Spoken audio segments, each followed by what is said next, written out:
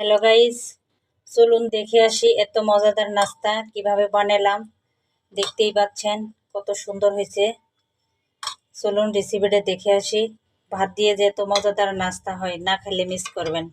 এবারই ভাত নিয়েছি, এটাকে ব্লেন্ডার জারে দিয়ে নিলাম। এটাকে ব্লেন্ড করব।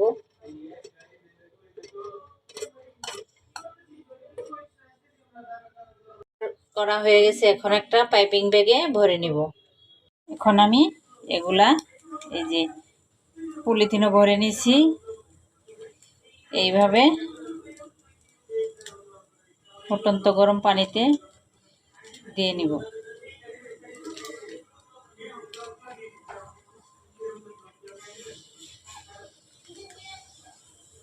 সিদ্ধ হতে থাক, এদিকে আমি একটা মশলা রেডি করে নিই। দিয়ে দিলাম কাঁচামরিচ, রসুন কুচি,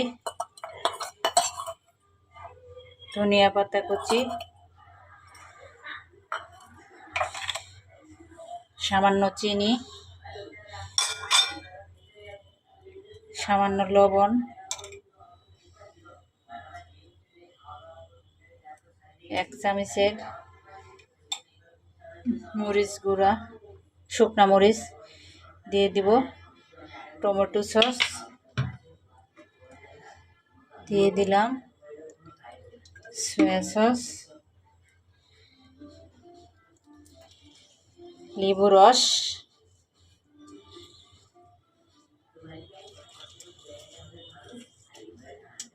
এখন আমি গরম তেলটা দিয়ে নেব। এখন যে ওই ভাতের ইটা দিয়ে নিলাম, এই তো এটা মিশিয়ে নিলেই হয়ে গেল মজাদার একটা নাস্তা।